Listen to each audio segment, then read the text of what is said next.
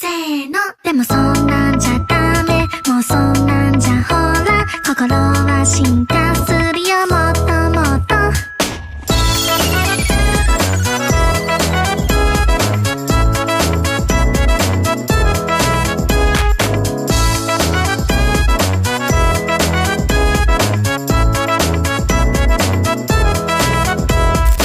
Assalamualaikum warahmatullahi wabarakatuh. Izin, saya Muhammad Hafiz Aditya dengan NPM 24610100006. Di sini ingin menjelaskan terkait dengan historiografi Islam di era digital. Apa aja transformasi dan tantangannya. Pertama tuh, perkembangan teknologi digital mengubah cara penulisan dan penelitian sejarah. Kemudian historiografi Islam nggak lagi bergantung sepenuhnya pada sumber fisik. Kemudian muncul pendekatan baru berbasis digital humanitis. Kemudian mahasiswa dituntut adaptif terhadap teknologi, sekaligus kita tuh harus tetap kritis terhadap teknologi tersebut. Kemudian fokus kajian ini adalah akses data, penggunaan AI, hoax sejarah, dan visualisasi.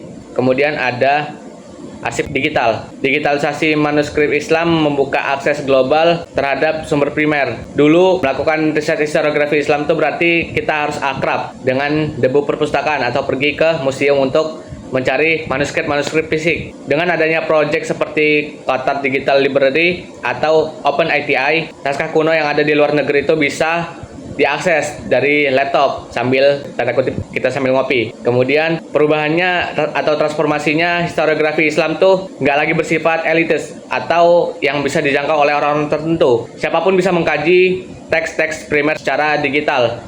Apa tantangannya? Mahasiswa tuh dituntut punya skill filologi digital untuk membaca naskah hasil scan yang terkadang resolusi itu kurang tajam. Apa dampak positifnya? Yaitu ilmu pengetahuan tuh aksesnya tuh bisa lebih bebas atau demokratisasi lah. Kemudian mempercepat proses penelitian. Apa tantangannya? Yaitu kualitasnya nggak selalu optimal. Kemudian bisa jadi suatu saat ada kesalahan metadata. Kemudian diperlukan kemampuan filologi digital untuk membaca teks klasik. Kemudian AI dan sejarah. AI itu membantu sejarawan untuk mengolah data yang jumlahnya jutaan. Apakah AI bisa memahami konteks sosiologis di balik sebuah peristiwa sejarah? Atau dia cuman sekedar pencolok pola? Mahasiswa tuh biasanya kritis terhadap kemampuan AI dalam melakukan interpretasi sejarah yang mendalam atau hermeneutika. Sekian dari saya, dilanjutkan oleh Saudara Gusti.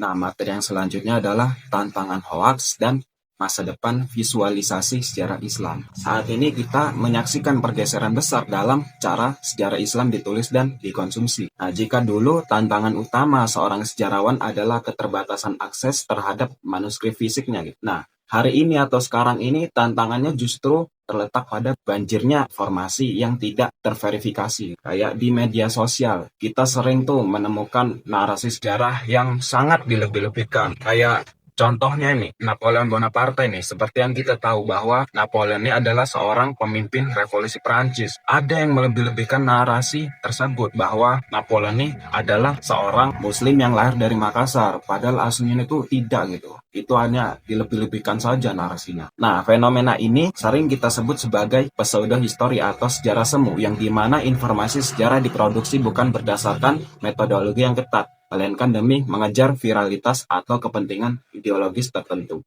Nah, dalam konteks historiografi Islam, tantangan hoaks ini sangat krusial karena berkaitan dengan integritas data. Sebagai mahasiswa sejarah, kita tidak bisa lagi hanya menjadi konsumen informasi yang pasif. Kita dituntut untuk melakukan digital forensik terhadap setiap narasi yang muncul di timeline. Prinsip kritik sumber, baik internal maupun eksternal, harus bertransportasi menjadi kemampuan memverifikasi sanad digital. Kita tuh harus berani bertanya, dari mana data ini berasal, dari mana sumbernya, apakah naskah primernya benar-benar ada di arsip digital atau tidak, atau juga ini hanya interpretasi bebas yang dibungkus dengan bahasa yang emosional. Nah, menjaga kemurnian sejarah dari distorsi digital adalah bentuk perjuangan intelektual di masa sekarang. Lalu, penggunaan teknologi seperti Geographic Information System atau yang disingkat dengan GIS memungkinkan kita melihat pola-pola yang sebelumnya tersembunyi di balik barisan paragraf. Visualisasi ini bukan sekedar alat agar sejarah terlihat keren atau estetik secara visual, melainkan sebuah instrumen analisis untuk meminimalisir manipulasi. Ketika data sejarah disajikan secara transparan dan tervisualisasi dengan baik, maka ruang bagi para penyebar hoaks untuk melintir fakta itu menjadi semakin sempit. Dengan cara inilah historiografi Islam tuh bisa tetap relevan, menarik bagi generasi muda seperti kita, sekaligus tetap berpijak pada kebenaran ilmiah yang bisa dipertanggungjawabkan di masa depan atau masa yang akan mendatang. Nah, kesimpulannya, transformasi historiografi Islam ke ranah digital menuntut kita untuk beradaptasi dari sekadar pembaca teks menjadi penjaga integritas narasi yang mampu membedakan fakta dari distorsi hoaks melalui kritik sumber digital yang ketat. Dengan memanfaatkan teknologi visualisasi data, kita tidak hanya mempersempit ruang gerak sejarah semu atau pseudo-histori, tetapi juga membangun jembatan agar kekayaan masa lalu Islam dapat tersaji secara transparan, akurat, dan tetap relevan bagi generasi modern seperti kita ini. Pada akhirnya kecanggihan alat digital hanyalah sarana. Nah, komitmen terhadap kebenaran ilmiah tetap menjadi ruh utama dalam memastikan bahwa sejarah Islam di masa depan tetap berpijak pada fondasi data yang valid. Oke, itu saja presentasi yang kami kelompok 8 sampaikan. Apabila ada salah kata, kami mohon maaf. Apabila ada benarnya itu datang dari Allah Subhanahu wa taala. Kami akhiri.